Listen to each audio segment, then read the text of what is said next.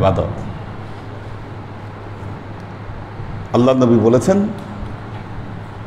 তাদারুসুল ইলম সাআতাম মিনাল লাইল খায়রুম মিন আহইয়াউহা।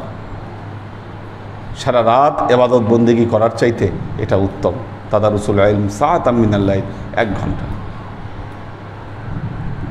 দরবারে আপনারা যতক্ষণ এসেছেন, এই যে আমি প্রেজেন্ট নিলাম, আপনারা এখানে এসে খতম পড়েছেন, মসজিদে নামাজের জন্য অপেক্ষা করেছেন, এগুলো সব কিছু আপনাদের প্র্যাকটিস এবং দীক্ষার অন্তর্ভুক্ত। ক্লাসে আসেনি, আলোচনা করিনি বলে আপনাদের ক্লাস হয়নি, বিষয়টা এরকম নয়। ক্লাসে এসে কোরআন হাদিসের আলোচনাই করতে হবে, এটাই মুখ্য বিষয় নয়। আপনাদের যে হাজিরা নেওয়া হয়, এটা অত্যন্ত গুরুত্বপূর্ণ সাবজেক্ট।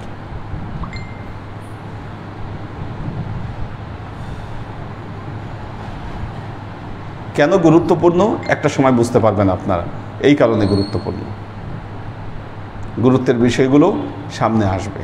একটা বিষয় ঘটার আগে মানুষ বুঝতে পারে না, কিন্তু যখন ঘটবে তখন বুঝবেন কেন দরকার, কেন প্রয়োজন।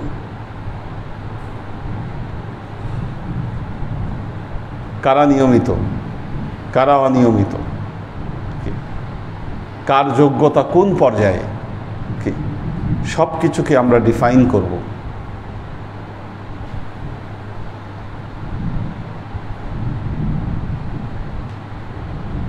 আমাদের দেশের জনসংখ্যায় শেষ আদমশুমারিতে মেয়েদের সংখ্যা বৃদ্ধি পেয়েছে,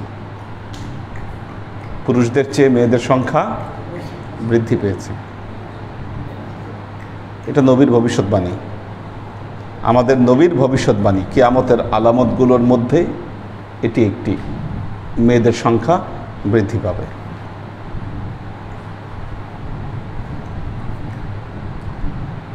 ছেলেদের চেয়ে মেয়েরা অ্যাক্টিভ হবে সামনের দিনগুলোতে, অ্যাক্টিভ হবে।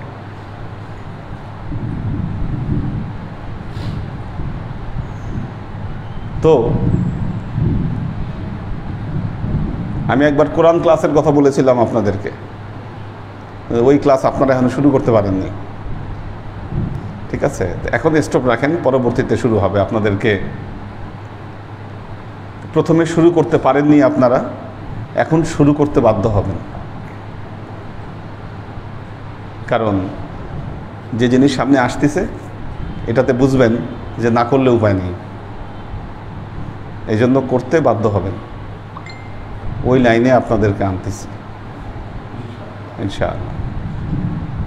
তো এ কথা এই জন্যই বললাম, আমি যেহেতু কথা দিয়েছি যে 10টার মধ্যে শেষ করে দিব, আজকে এখন 10:30 বাজে, তো আলোচনা বিশেষ কিছু করব না।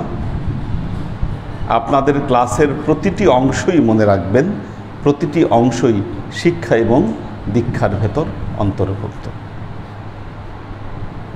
এই জন্য আল্লাহ তার নবীকে নির্দেশ দিচ্ছেন, ওয়াসবির নাফসাকা মাআল্লাযীনা ইয়াদউনা রাব্বাহুম বিল গাদাতি ওয়াল আশিয়্যি। যারা সকাল সন্ধ্যা আল্লাহকে ডাকে, তাদের সংস্পর্শে শেষ থেকে তুমি তোমার নফসের সবর ঘটাও, নফসের সবর ঘটাও।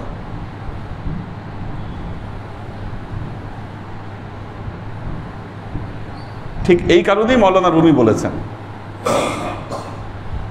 हर के ख्वाहद हम नशीनत बो खुदा गो नशीनत बो हुजूर আউলিয়া। যারা আল্লাহর সাহচর্য পেতে চায়, কি শিক্ষা এবং দীক্ষা এই দুইয়ের সমন্বয় ছাড়া আল্লাহর সান্নিধ্য লাভ করা সম্ভব নয়।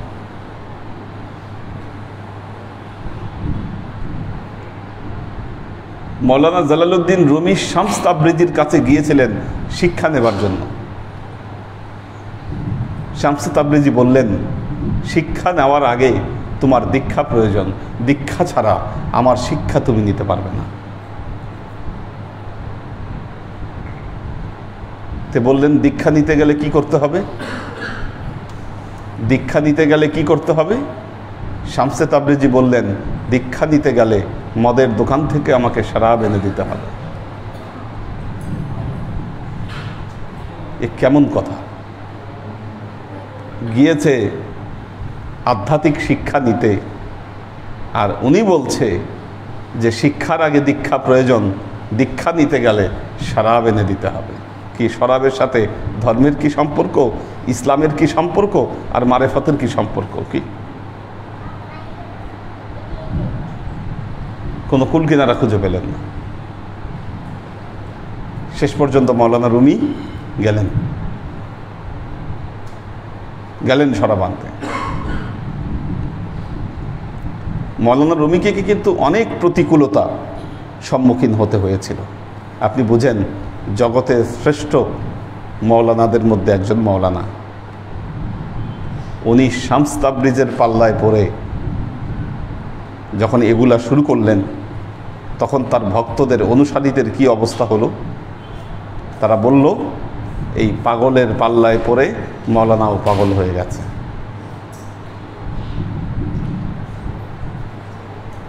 একবার শামস তাবরিজিকে অত্যাচার করে ধরে দূরে একখানে ফেলে দিয়ে আসলো, যাতে আর এখানে সে থাকতে না পারে। শামস তাবরিজি চলে গেল। যখন চলে গেল, মৌলানা রুমি পাগলের মতো হয়ে গেলেন। এটাকে লেখা হয়েছে তুলু এ শামস ও গুরুব এ শামস।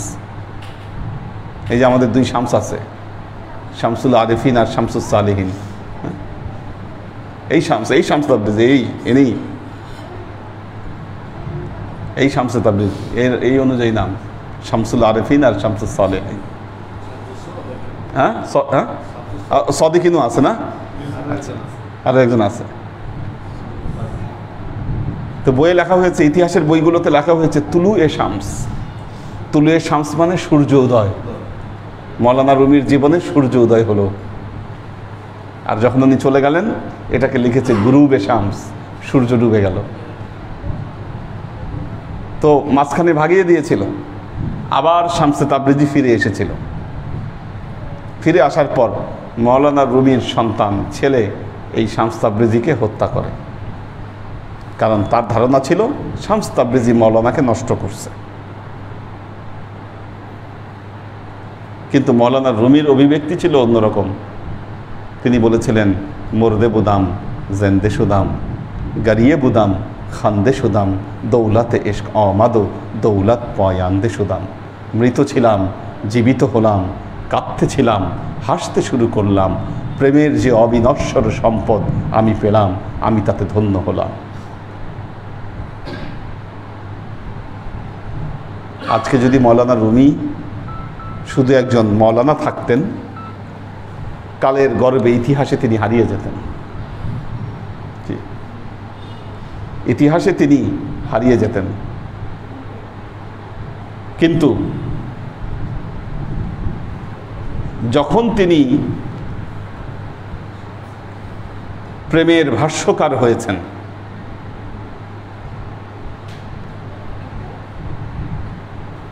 আল্লাহর প্রেম যখন তার ভেতরে ঢুকেছে, তিনি অবিনশ্বর হয়েছেন।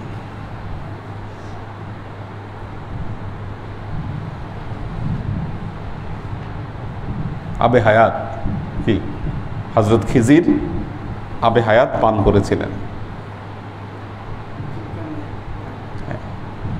তো আবে হায়াত নিয়ে অনেক কথা আছে। আবে হায়াতটা আসলে কি? এটা কি আসলেই কোনো পানির ধারা?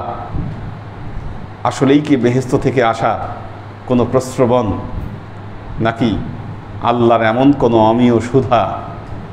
কি ওয়াসাকা রব্বাহুম শারাবান তাহুরা, কি আল্লাহ বলছে বেহেশতবাসীদেরকে আল্লাহ পবিত্র মদ খাওয়াবে, শারাবান তাহুরা। কি মদ আবার পবিত্র হয় কেন? তার মানে এমন কিছু আছে যেটার ব্যাখ্যা আমরা জানি না।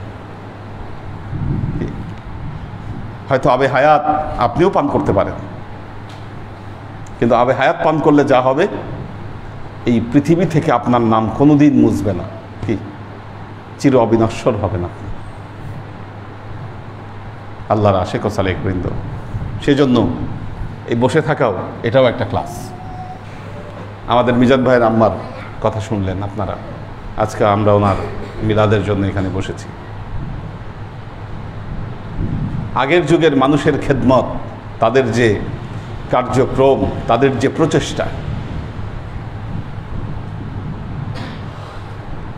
ওনারা যে আল্লাহর জন্য পাগল ছিলেন এই বিষয়টা ওনারা প্রমাণ করেছেন। প্রতিদিন আসতেন দরবারে, দুপুরের সময় হলেই আমরা নিশ্চিত ছিলাম যে আসবেই উনি। আসতো, আম্মার রুমে বসতো, কিছুক্ষণ বসে থাকতো, চলে যেত। ওনার জীবনের দৈনন্দিন রুটিন, কোনো মিস নাই কোনো দিন।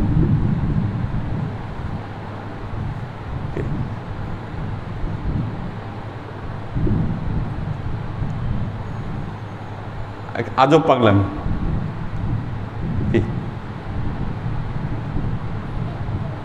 প্রতিদিন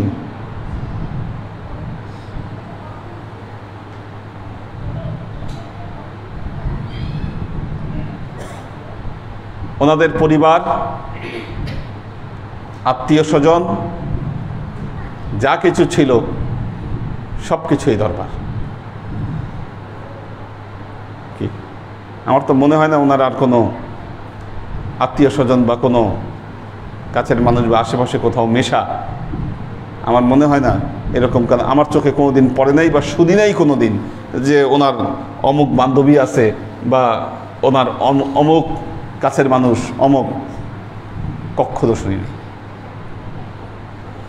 জীবনের সব কিছু ছিল এই দরবার কেন্দ্রিক।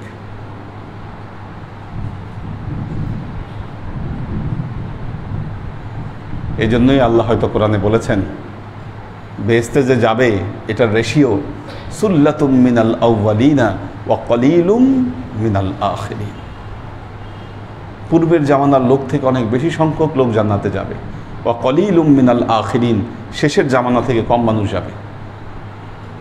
যে কলিকালে আমরা অবস্থান করছি, যে সময়ে আমরা অবস্থান করছি, মারাত্মক ব্যাপার, মারাত্মক ব্যাপার।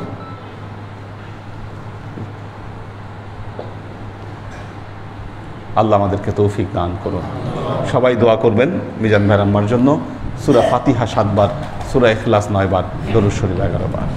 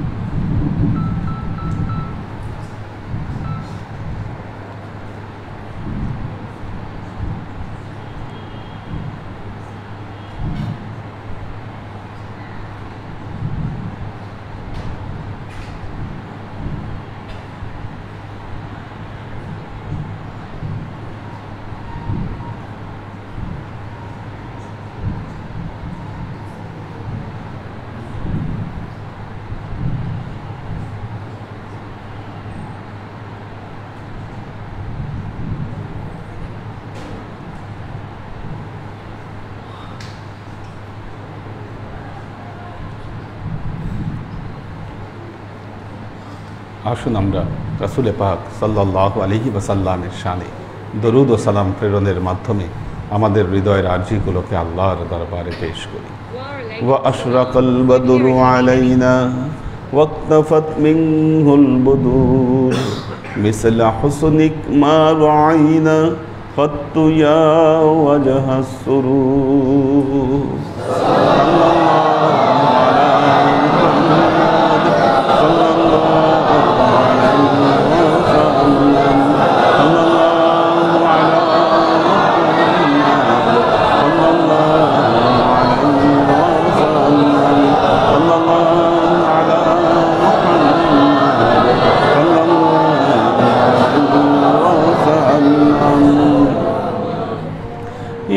حبيبي يا محمد يا عروس الخافقين يا مؤيد يا ممجد يا إمام القبلتين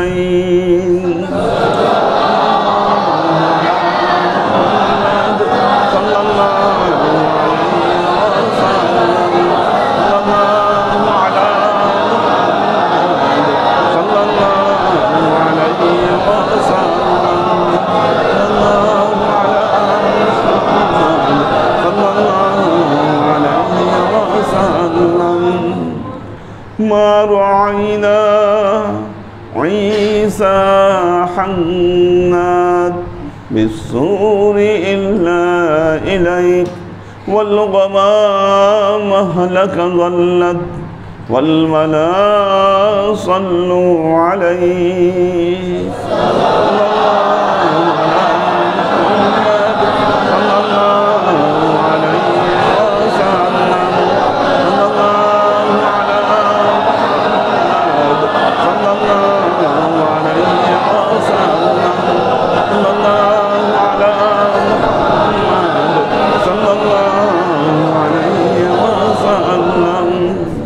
وصلوات الله أحمد عدة أحرف الصدور أحمد الهدي محمد سيد وجه المنير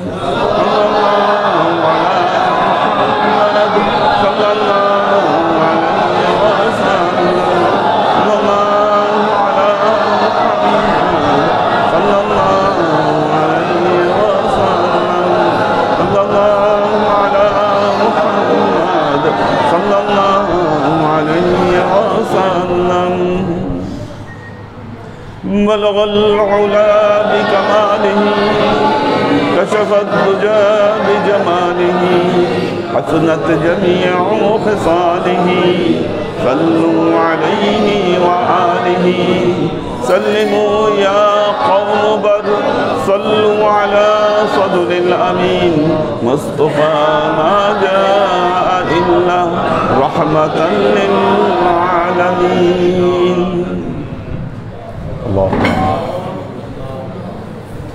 اللهم صل على محمد وعلى آل محمد كما صليت على إبراهيم وعلى آل إبراهيم إنك حميد مجيد اللهم بارك على محمد وعلى آل محمد كما باركت على وعلى آل إبراهيم إنك حميد مجيد ربنا ظلمنا أنفسنا وإن لم تغفر لنا وترحمنا لنكونن من الخاسرين ربنا آتنا في الدنيا حسنة وفي الآخرة حسنة وقنا عذاب النار ربنا لا تزغ قلوبنا بعد إذ هديتنا وهب لنا من لدنك رحمة إنك أنت الوهاب اللهم إنك عفو تحب العفو فاعف عني يا غفور رحيم الغفور اللهم نور قلوبنا بنور الإيمان ونور قلوبنا بنور الإسلام ونور قلوبنا بنور الإحسان وزين أخلاقنا بنور محمد صلى الله عليه وسلم اللهم إنا نسألك علما نافعا رزقا واسعا عملا مقبولا شفاء من كل داء قلبا خاشعا ذهنا ذاكرا إيمانا كاملا توبة قبل الموت راحة عند الموت ونجاة بعد الموت اللهم إنا نسألك رحمتك في كل درجة فلاح في كل أمر ونعوذ بك من الشرك والشك والنفاق والبدعة ومن كل وسوسة الشيطان يا الله يا رحمن يا مالك আমরা এতক্ষণ তোমার দরবারে যে সমস্ত আমলকে উপস্থাপন করলাম ত্রুটি মুক্তভাবে এই আমলগুলোকে তুমি আমাদের তরফ থেকে কবুল করে নাও তুমি আমলের যাজা আমাদের প্রিয় নবী হযরত মুহাম্মদ মুস্তাফা সাল্লাল্লাহু আলাইহি ওয়াসাল্লামের কাছে পৌঁছে দাও আল্লাহ আমাদের নবীর পরিবারবর্গের কাছে তুমি এর যাজাকে পৌঁছে দাও এই দুনিয়ার সমস্ত আম্বিয়ায়ে কেরাম সাহাবায়ে কেরাম তবে আইন ওয়ালি আউলিয়া গাউস কুতুব আমাদের মা বাবা ভাই বোন আত্মীয় স্বজন এই দরবার থেকে যত পীর ভাই বোন চলে গেছে সবার রুহে তুমি এর যাজাকে পৌঁছে দাও তুমি তোমার হাবিবের ওসিলায় আমাদের সবাইকে কবুল ক্ষমা করে দাও আল্লাহ বিশেষ করে আল্লাহ আজকে আমরা যাদের জন্য এই মিলাদ মাহফিলের আয়োজন করলাম, আল্লাহ তুমি তোমার এই বান্দা বান্দিকে তুমি কবুল করে নাও, তাদের বিগত জীবনের সমস্ত ত্রুটি বিচ্যুতিগুলোকে তুমি মাফ করে দাও। আল্লাহ জান্নাতে তোমার সম্মানিত বান্দাদের সাথে তুমি তাদেরকে স্থান দান করো। সুবহান রাব্বিকা রাব্বিল ইজ্জাতি আম্মা ইয়াসিফুন, সালামুন আলাল মুরসালিন, ওয়ালহামদুলিল্লাহি রাব্বিল আলামিন। ওয়াজআল আখির কালিমাতিনা ইনদাল মাউত লা ইলাহা ইল্লাল্লাহ মুহাম্মাদুর রাসূলুল্লাহ।